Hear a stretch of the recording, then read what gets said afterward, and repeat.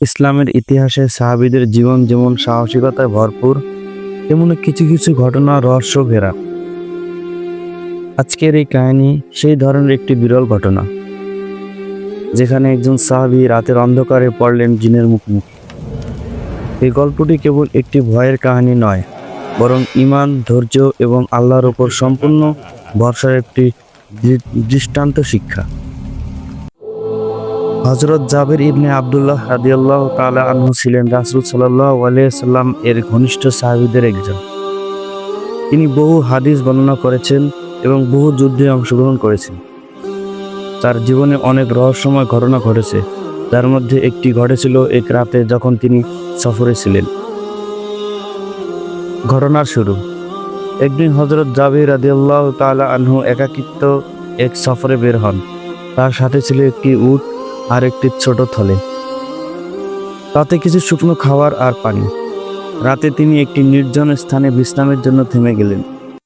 চারদিকে ছিল নীরবতা, কেবল গাছের পাতার ঝরঝর শব্দ। তিনি উটটিকে বেঁধে নামাজ আদায় করলেন, তারপর একটি পাথরে হেলান দিয়ে শুয়ে পড়লেন। চারপাশে কোনো মানুষ নেই, শুধু প্রাকৃতিক নিস্তব্ধতা। কিন্তু রাত গভীর হতে শুরু হলো কিছু অস্বাভাবিক ঘটনা। হঠাৎ করে তিনি অনুভব করলেন যেন কেউ তার চারপাশে ঘোরাফেরা করছে। পায়ের আওয়াজ, ঝোপের মাঝে নড়াচড়া, কিন্তু কেউ চোখে পড়ছে না। তিনি উঠে দাঁড়ালেন, বললেন, কে সেখানে?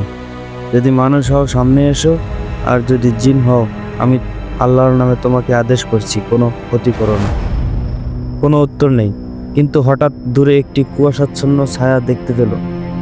ধীরে ধীরে তা এগিয়ে এলো। এক কণ্ঠ ভেসে এলো, শান্ত ও নরম, কিন্তু ভয় মিশ্রিত। আমরা তোমাকে কষ্ট দিতে আসিনি, বরং তোমার সাহস ও ঈমানের গন্ধ আমাদের আকৃষ্ট করেছে।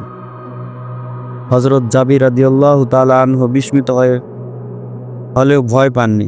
তিনি বললেন, তোমরা কারা এবং তোমাদের উদ্দেশ্য কি?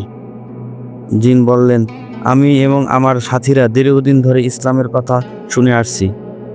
রাসূল সাল্লাল্লাহু আলাইহি ওয়াসাল্লাম যখন কোরআন পাঠ করেন, তখন আমরা দূর থেকে শুনেছি এবং মুগ্ধ হয়েছি। আমরা মুসলিম হতে চাই, কিন্তু আমাদের কওমে তা বাধা আছে।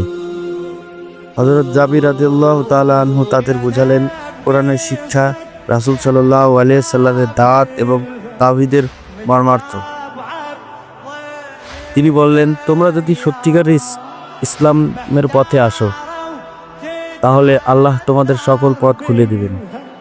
তারা সবাই ধীরে ধীরে সামনে আসলো, কিন্তু মানুষের মতো নয়, বরং অদৃশ্য ছায়ার মতো।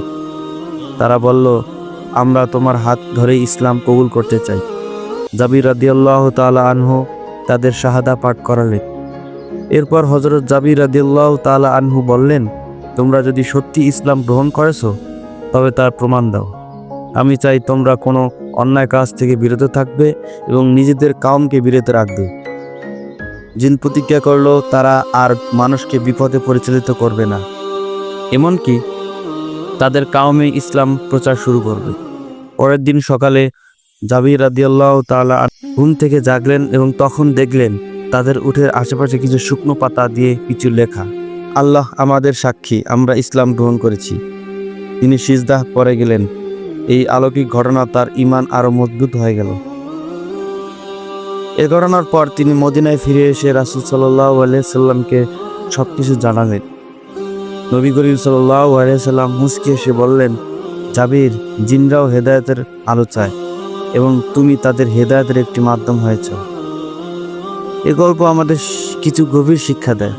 ঈমান, সাহস, একাকিত্ব, অন্ধকারের রাতে থেকেও হযরত জাবির রাদিয়াল্লাহু তাআলা আনহু ভয় পাননি, কারণ তার সাথে ছিল আল্লাহ। দাওয়াতের গুরুত্ব। ইসলাম শুধু মানুষের জন্য নয়, জিনদের জন্য।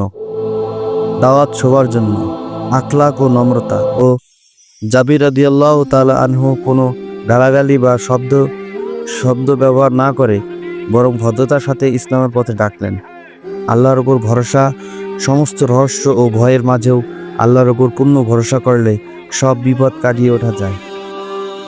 হযরত জাবির রাদিয়াল্লাহু তাআলা আনহু এর এই রহস্যময় রাত কেবল একটি অলৌকিক অভিজ্ঞতা নয়, বরং তা একটি ঈমান শক্তি পরীক্ষা ছিল। আমাদের জীবনে নানা বিপদ বা ভয়ের মুহূর্তে আসে, কিন্তু সাহস, দাওয়াত এবং আল্লাহর উপর নির্ভরতা থাকলে আমরা সব বাধা পার করতে পারি।